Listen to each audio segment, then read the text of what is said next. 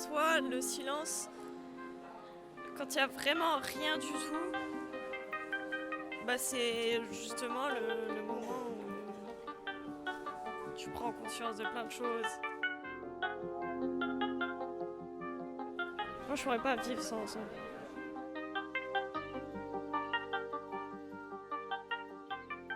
Donc depuis tout à l'heure, on parle un peu de silence, etc. Est-ce qu'on peut détecter au final plusieurs formes, plusieurs sortes de silence?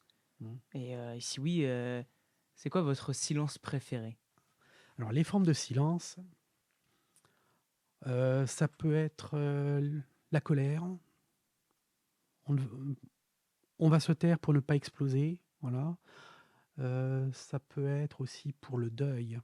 Marquer le deuil par le silence. Certains peuvent exprimer le deuil par la douleur, les cris, etc. Mais d'autres le font par le silence. Je pense notamment aux juifs, qui refusent que, par exemple, on fasse des prières dans les camps de concentration et d'extermination. Il y a quelques années, il y avait eu un couvent catholique qui voulait s'implanter à côté d'Auschwitz et la communauté juive a refusé en disant non, nous, on fait le deuil par le silence. Donc, voilà, ça peut être aussi, oui, parce qu'on se désintéresse aussi. Mm. Quand je vois, moi, des personnes, des amis ou collègues qui commencent à parler de matchs de foot ou de rugby, enfin, vous connaissez ma passion pour le sport, moi, je me tais. Je n'ai rien à dire. Je m'en désintéresse, mais complètement. Voilà. Euh, il peut y avoir aussi simplement le silence pour se retirer, pour se mettre un petit peu à l'écart. On peut observer, etc. C'est celui que je préfère. S'il y avait un silence que je préfère, c'est celui-là.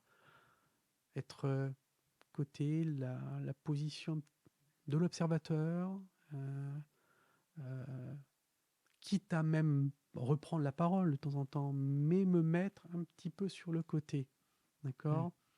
Ce que je ne peux pas faire en classe. Oui, Ce qui est impossible à faire c'est en sûr. classe. Nous, on est présent en permanence. Et ça, j'en ai besoin.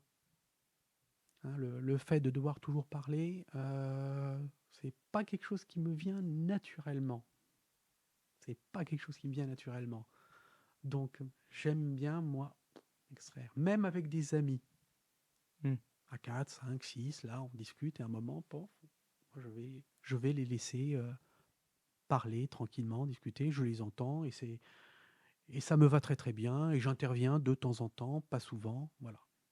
C'est voilà, ce type de silence que j'aime. Alors c'est vrai que voilà, ce silence-là qui permet de se mettre de côté et d'observer, bah, vous n'avez pas vraiment la possibilité de l'exercer en tant que professeur.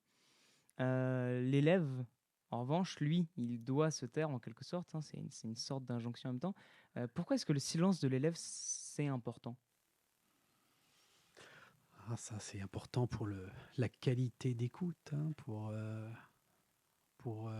récupérer le maximum d'informations. Euh, Même si on essaye quand même de faire participer, on essaye de faire interagir, on pose des questions.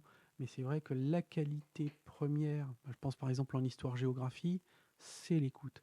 Parce qu'en fait, nous, enseignants, on apporte une masse d'informations quand même assez importante. Et il faut cette qualité d'écoute. Voilà, il faut ce silence. Hmm. Voilà. Mais pas complet, heureusement. J'imagine.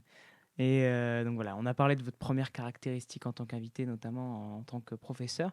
Vous êtes aussi un grand amateur d'opéra, de musique. Est-ce que cette Oui. passion, pour vous, elle a un lien avec le silence? Oui, complètement. J'y réfléchissais et déjà dans la notation musicale, on a des temps de silence, on a les pauses, les soupirs. Il n'y a pas que seulement que les notes. Et puis la musique que j'aime, donc moi c'est plutôt un peu le baroque, mais c'est surtout le classique. Je sais pas, Beethoven, Mozart, c'est aussi un peu le baroque avec Bach, c'est les opéras avec Wagner. Voilà, ça c'est ce que j'aime. En fait, il joue sur le silence. Il joue sur des crescendo, des décrescendo, la musique qui va monter très très fort, ou au contraire quelque chose de pianissimo. Euh, Ça, on le retrouve. On le retrouve beaucoup dans la musique de chambre. Quand on a 3, 4 instruments, un trio ou quatuor, enfin, vraiment, on entend parfaitement les instruments et on entend autour on devine ce silence. Euh, et c'est assez net.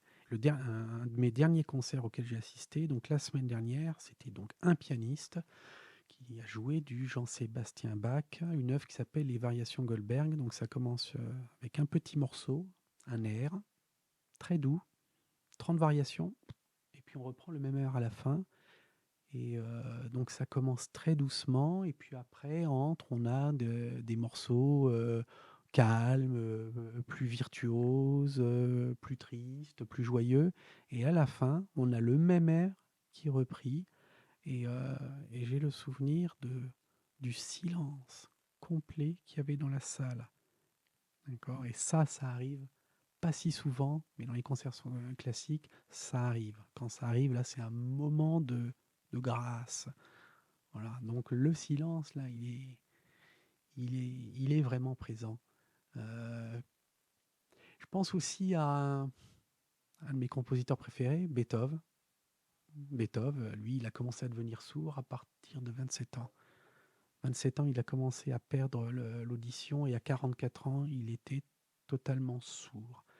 Et ben, de 44 jusqu'à sa mort, il est mort à 56 ans. Les 12 dernières années, il a composé les pièces de musique les plus phénoménales, de son œuvre.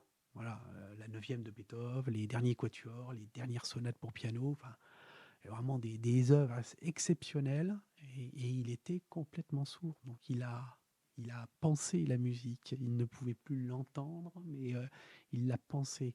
Et, euh, et ce type de pensée et de réflexion, ça ne peut venir que dans le calme, le silence. Voilà. C'est sûr, c'est sûr. C'est vrai on a cette Mm. idée aussi du silence qui vient par un moment de sidération, carrément, Exactement. complètement. Ouais. Ouais. Bien, je crois qu'on arrive à la fin de cette interview qui a été Et là, bien autre chose que silencieuse. ouais. C'est parfait. Eh bien, je vous remercie pour votre participation à notre émission, Monsieur Dambren. Je remercie C'était les gentil. auditeurs de nous avoir écoutés et d'être revenus sur notre deuxième émission. Et je vous dis à très bientôt pour une prochaine fois.